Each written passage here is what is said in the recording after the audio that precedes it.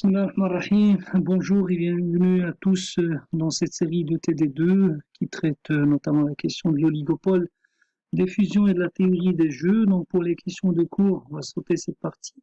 Donc rapidement expliquer la différence entre monopole, duopole et oligopole. Donc il s'agit des structures de marché qui se distinguent par un ensemble de caractéristiques. Représenter, interpréter une demande tordue, donc nous aurons l'occasion de traiter ceci dans une vidéo séparée.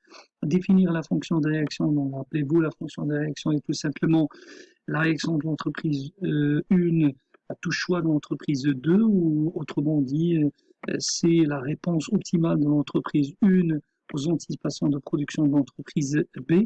Quelle est la différence entre un jeu sous forme normale et un jeu sous forme étendue? Donc, encore faut-il rappeler, il s'agit de backward induction. C'est quoi une matrice des gains? Quelles informations sont nécessaires pour un jeu? C'est-à-dire les joueurs, les résultats, leur action, etc. Définir l'équilibre de Nash, stratégie dominante et enfin le dilemme du prisonnier. Donc justement, je vous laisse le soin de, de, de, de traiter ces questions-là de cours.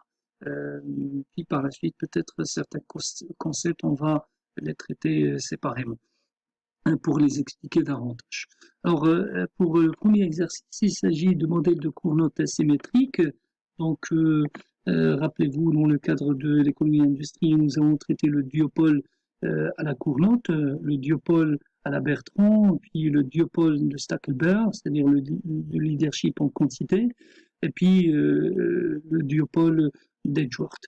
Donc pour le duopole de Cournot, il s'agit tout simplement d'un duopole, c'est-à-dire deux entreprises qui se font concurrence à la base de la quantité, donc par le biais de la quantité. Donc ici, dans l'exercice, on considère deux firmes identiques qui se font concurrence en quantité à la Cournot. La fonction de demande inverse s'écrit P est égal à moins B multiplié par Q, avec Q représentant donc la quantité de marché qui est égale à la somme des deux quantités de l'entreprise 1 et 2 respectivement. Donc le coût marginal ici de production est constant, il est noté. C'est dans certains exercices, on ne vous donne pas donc la demande inverse, on vous donne plutôt la quantité par rapport au prix. Donc tâchez bien sûr de travailler dans ce cas-là la demande inverse. Alors pour cet exercice, c'est donné. Donc les questions, la question c'est tout simplement de calculer l'équilibre. L'équilibre, donc on doit travailler donc la quantité dans un premier temps, puis par la suite euh, déterminer donc le profit en remplaçant bien sûr la quantité dans l'équation du profit.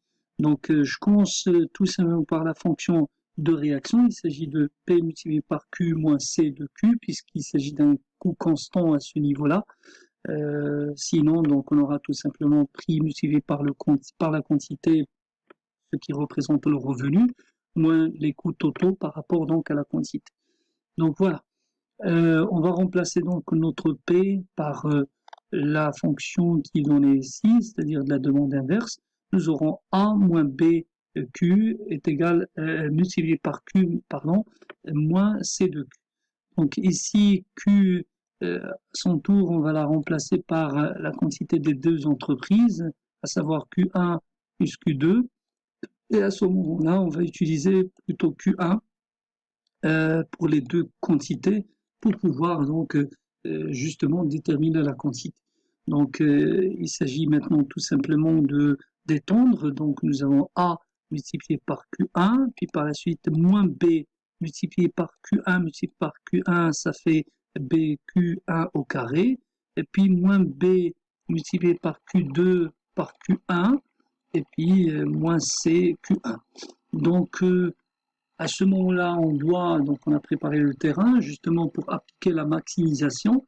La maximisation passe par la condition de premier ordre, donc il s'agit tout simplement d'appliquer la dérivée à notre formule en mettant bien sûr égal à 0. Donc on va dériver par rapport à la quantité 1, donc nous aurons A moins 2, 2 puisque 2 on va la renvoyer, le carré ici on va le renvoyer ici, donc nous aurons 2BQ1 moins BQ2 moins C. est égal à 0. Donc, puisqu'on est dans un modèle symétrique, nous aurons moins 2BQ1 moins 2BQ2. Q2, donc on va le remplacer par Q1.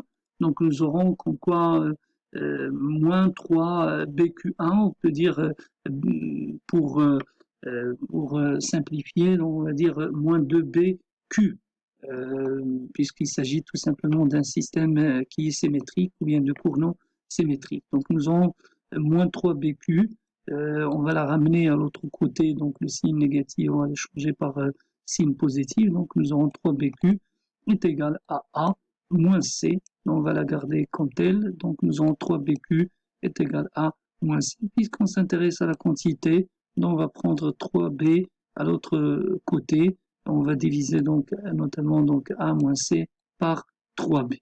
Donc voilà, après avoir déterminé cette quantité, on va la remplacer tout simplement dans notre profit. Et notre profit, il s'agit donc de P moins C multiplié par Q.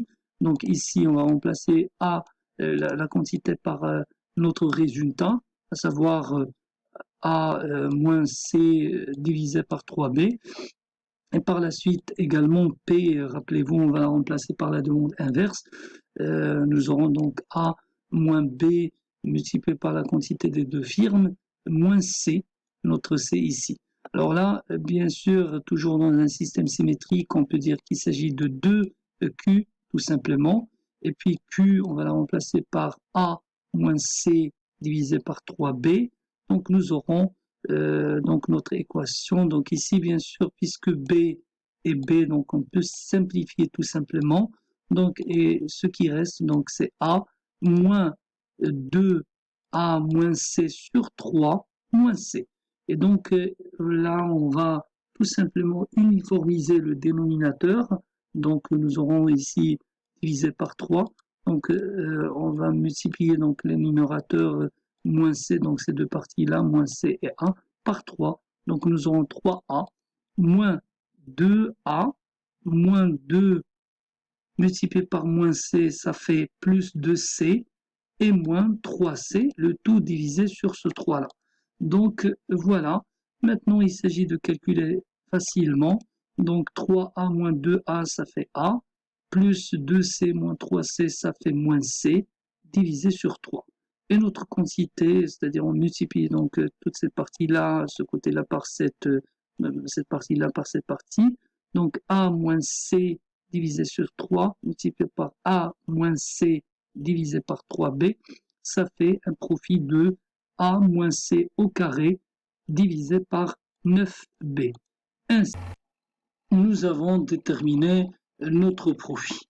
Donc maintenant, même question, si P est égal à 1 moins Q, donc comme vous remarquez, il s'agit tout simplement d'une demande inverse légèrement différente de notre demande inverse de tout à l'heure. Donc avec A et B est égal à 1 tout simplement.